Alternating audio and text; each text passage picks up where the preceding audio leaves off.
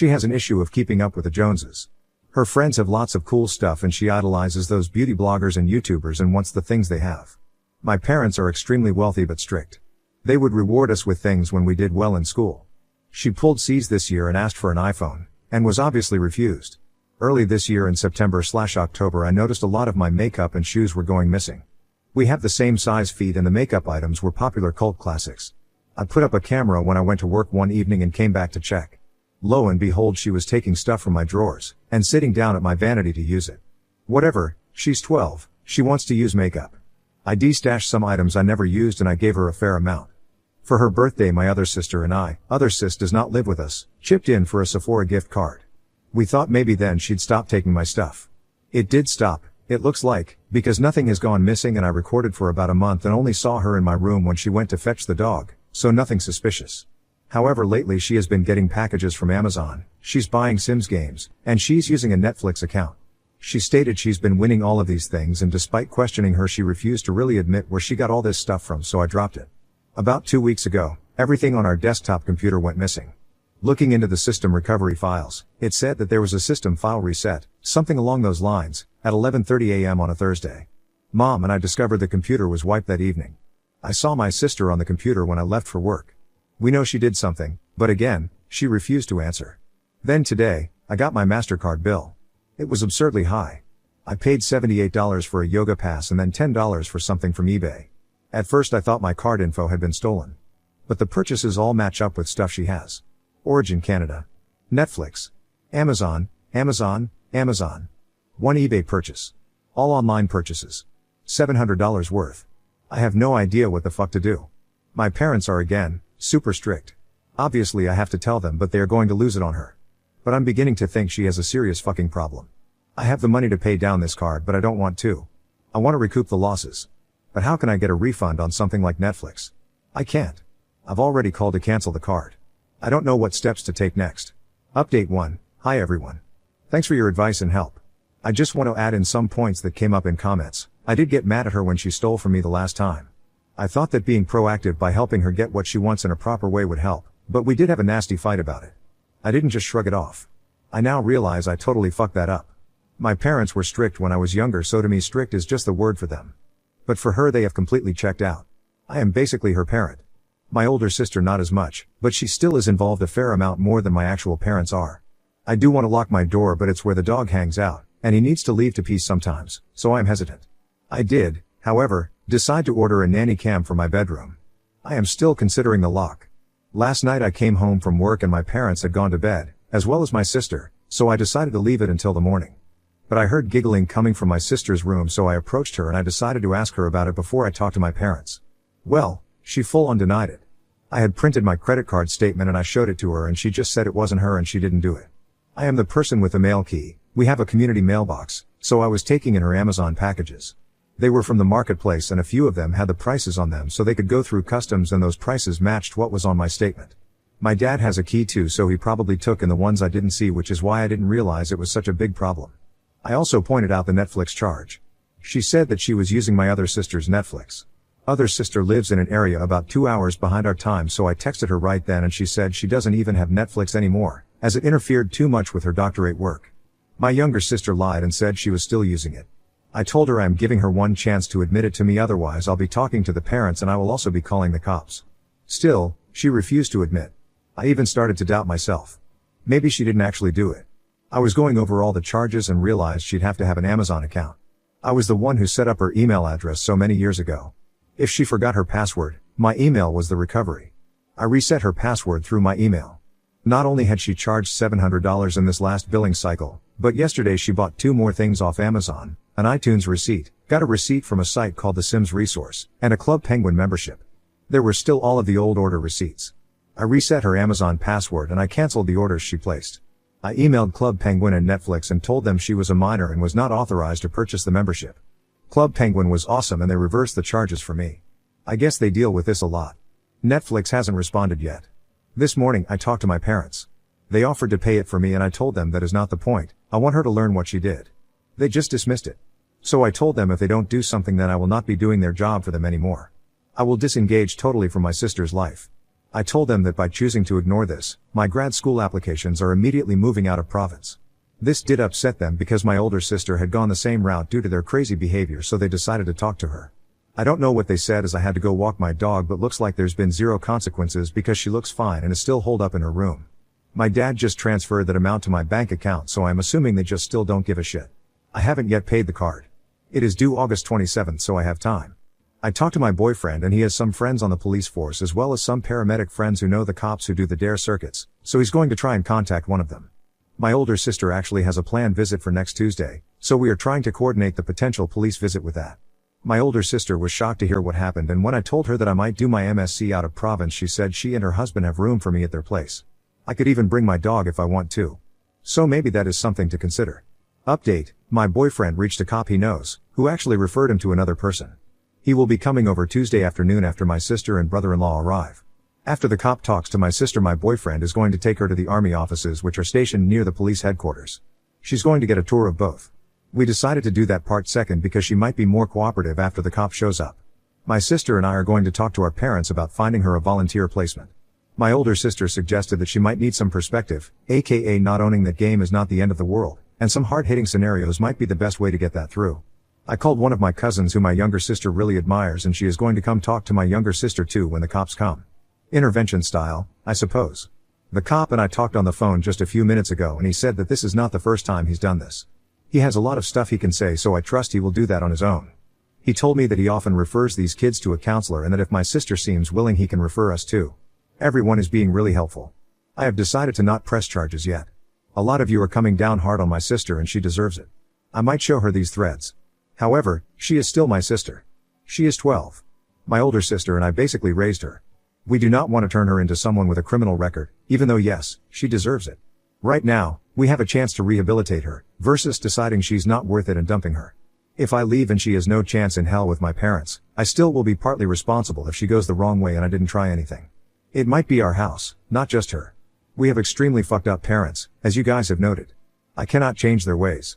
But if I can get her out of here, I will do so. But I can only do that if she agrees to change things.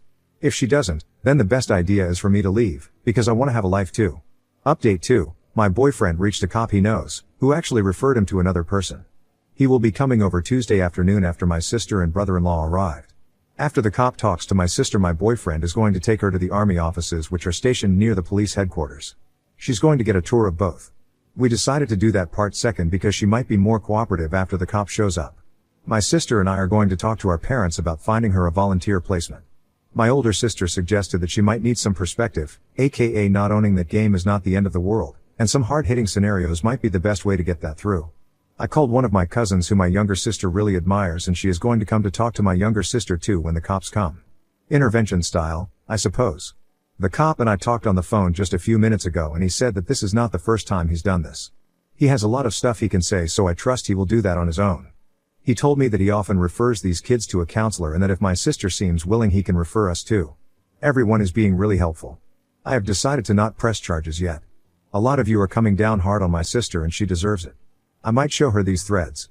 However, she is still my sister. She is 12. My older sister and I basically raised her. We do not want to turn her into someone with a criminal record, even though yes, she deserves it. Right now, we have a chance to rehabilitate her, versus deciding she's not worth it and dumping her. If I leave and she has no chance in hell with my parents, I still will be partly responsible if she goes the wrong way and I didn't try anything. It might be our house, not just her.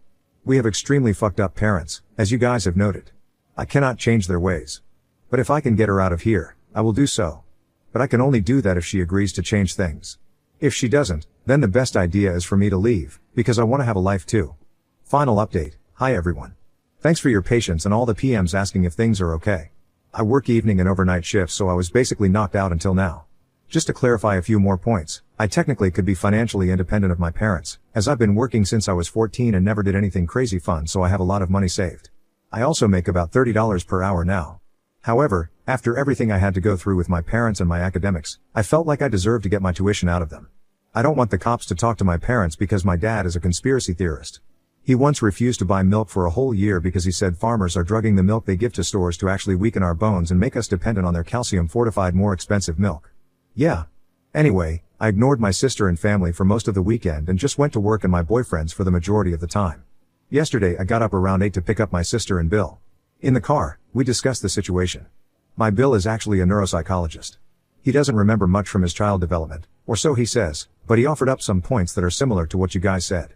The consensus seemed to be that we needed to leave our parents, but only if my little sister cooperated today. This was the major sticking point. My older sister said that when my little sister turns 14, we can work on applying for guardianship and moving her and myself to my older sister's province.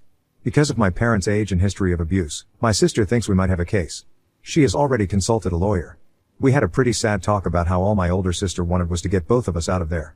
She would have done it a lot sooner if she had known the extent of the problems.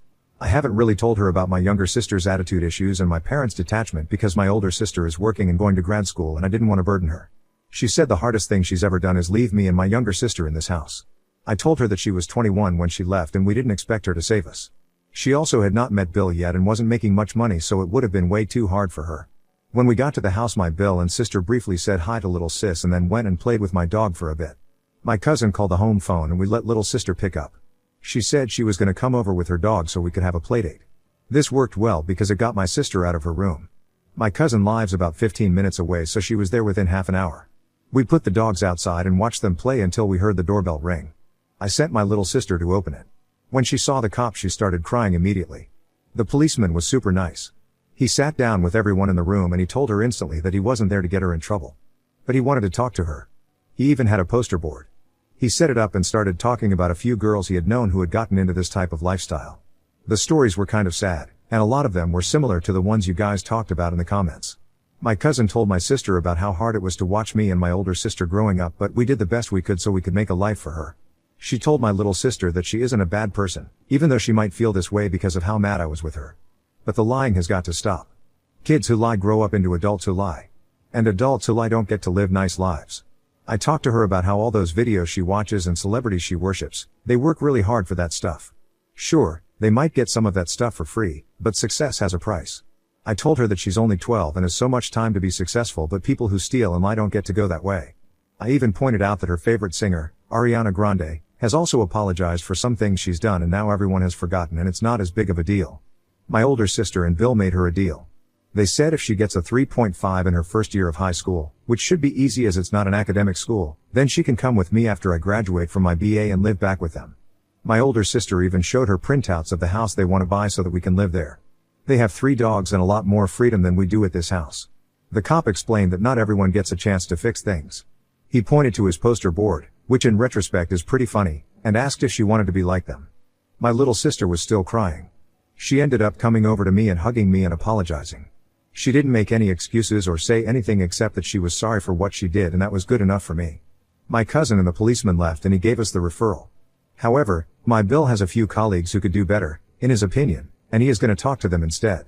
But at least we have options for someone she can talk to without feeling judged. Then I texted my BF and told him to take her to the Army HQs this weekend as I didn't want her to get way too overwhelmed today. Last night we put together a plan before I went to work. She is going to walk and feed my dog every second day until it snows. This is how she will pay me back. She will also learn to do her own laundry, starting this weekend. We are going to get her a bus pass and I'm going to teach her how to get to her school on transit. I did this at her age and it's time she learned. She is going to start studying with me, in the school year. I go to the library and she will come with me. The university shouldn't care as I see it all the time. If her grades go up by her first report card, I'll talk to my parents about getting her something nice. But any misbehavior, and this means anything, the deal is off. She will also hand over all her passwords and passcodes to me. I get to check her stuff whenever I want. If she improves, then over winter break we are going to visit my sister where she lives and have a sister trip. My sister offered to pay for the tickets, but only if my little sister's attitude improves. My Bill drew up the attitude improvements. No more lying, period. If she's upset, she has to talk to me first and foremost before lashing out. She does what she's told. No exceptions. She shows me all of her homework to be done at the beginning of the week and lets me check up on it. She starts journaling. I used to tell my older sister things that way, and I even used that method to tell my boyfriend upsetting things. I went through her computer and found lots of story files, so I got her a little journal, $5 from Walmart. I think it'll help her sort out her feelings before she lies and cries and acts like a brat. Bill is calling his friends later today. Maybe this is all overly optimistic, but this is our chance. If it fails, it fails. But this is my baby sister. I can't just let her go. So thanks, Reddit, for all of your help and concern. If in 4 months, it goes badly, I will let you know. If you don't hear from us, we are living it up with my sister's 3 dogs. Now on to the next story. Story 2. Caught my GF cheating with my childhood best friend, so I did this. My ex 22F cheated on me, 21M, with my childhood best friend, 21M. So, here's my story, about how I lost the love of my life C and my best friend J all in one day. It all started when I met C in grade 5 and I had a crush on her for years, never gaining to talk to her or anything as I was just figuring out these feelings. Plus I knew I was an introvert from the beginning, barely having any real friends besides a small group of 4, one of them being my best friend J. We did everything a kid could do together, go camping, something I didn't like but was fun with him, play video games, board games, sleepovers, all those things, and thought of him as a brother. It was he who had the courage to add her to put friend group. We grew closer as we got older. It was only in grade 9 that me and C were starting to get closer as friends.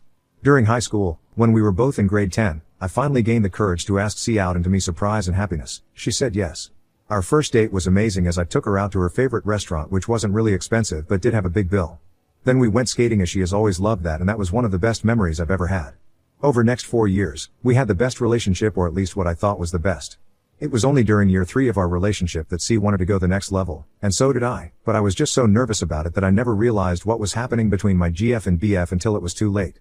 I was also stressed from the SOTS that I didn't have enough time to spend with her either. It all came to screeching halt when I not only passed my SOTS, my nervous about having sex went away with the letter, and I walked to her apartment to tell her the great news. I entered the elevator to go to her floor and walked to her door when I noticed it was open slightly, and so in a panic, I opened the door myself, not thinking straight and thinking she was in trouble, but found nothing. I walked around the apartment, but eventually I noticed the trail of clothes leading up to her bedroom door. If those weren't obvious, then the moans and screams of pleasure were. That was until I noticed a jacket on the ground, the very same one I gave Jay on his 18th birthday. I saw only red when I thought that and barged into her room, where they were both shocked at my interruption, but C soon screamed in terror as I pulled Jay off of her and started beating him. I was never a violent person growing up, but this rage and betrayal turned me into someone I hope I could never be again. It's been 2 weeks since I caught Jay and C together, and I have been ignoring every message they sent me, every call and voicemail they made, and have even ignored their family's attempts at getting me to speak to them. I couldn't stand to be in the same room with them anymore. Every time I think of them, I just remember that day when I caught them. Hope you guys have any advice about what I should do next with them, 'cause I don't.